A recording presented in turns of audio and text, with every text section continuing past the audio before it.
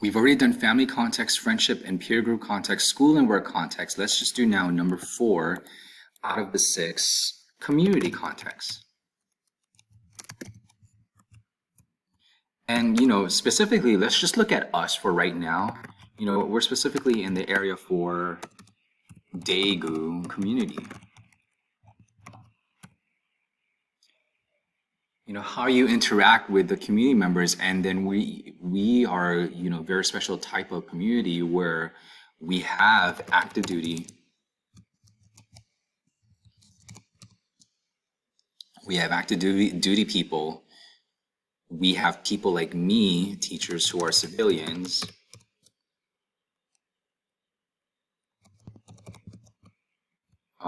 Contractors. And those, the active duty soldiers, civilians, and contractors and children. So, we really have a special type of community. I know there's more people than that, but I'm just thinking of like the majority of us that make up the area for Daegu community.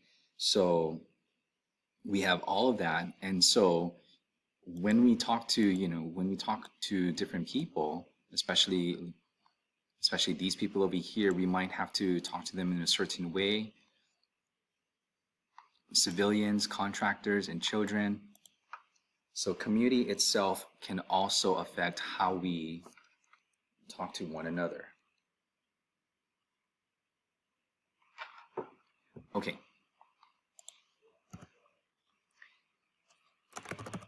Generational context.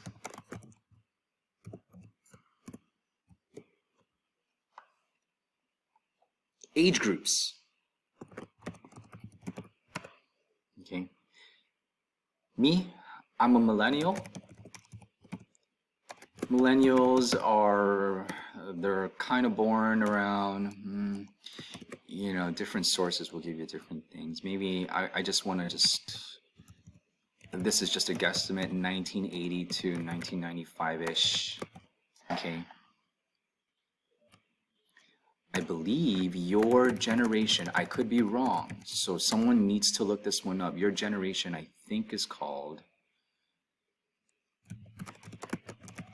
Generation Z. Okay, so that's what you guys are right now.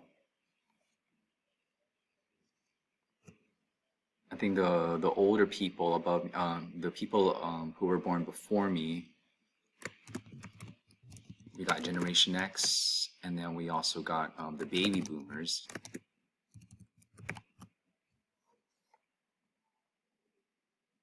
Okay.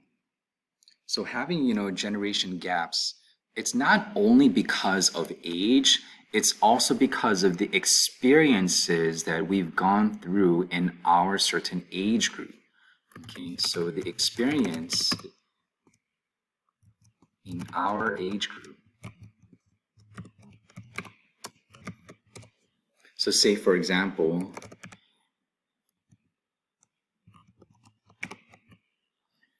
for me growing up in the 90s, we have like certain slang words that are certain words that we've used in our speech with our friends that I don't think you guys use in your guys' generation. So experiences in our age group affect our speech just because we've grown up kind of solidly together, and then we've listened to the same music, and then we've watched the same shows. And those types of experiences will change the way people talk. The last, for number 6, is going to be multicultural context. Really look no further than here, really. If you really think about where we live right now in Daegu,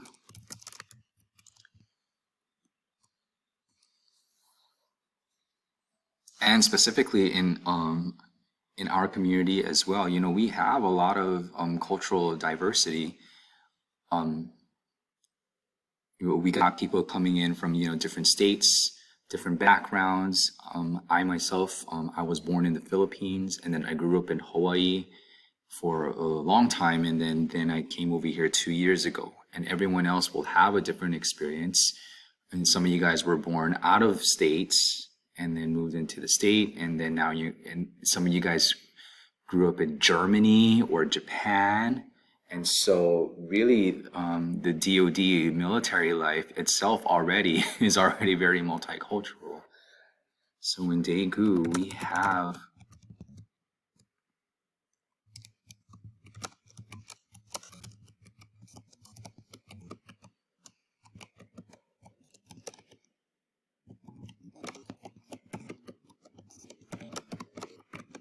and now we are here.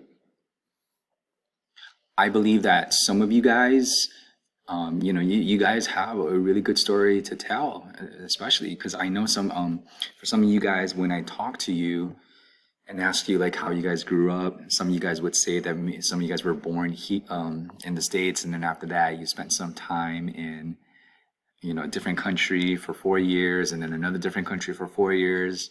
So it is quite interesting. And the thing with the multicultural context is,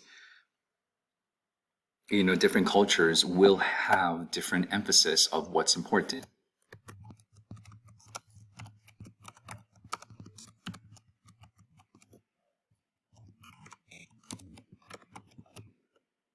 For those who are learning Korean, I'm still trying to learn Korean to this day. Different languages will also have different ways of speaking. So in languages like Korean, you have the way that you talk to people, and depending on their hierarchy, it will change. So if you're talking to specifically maybe like a teacher or a principal, you're gonna use like the nidas, the verbs like 감사합니다, 왔습니다, like that. So you're very, very like polite. Okay.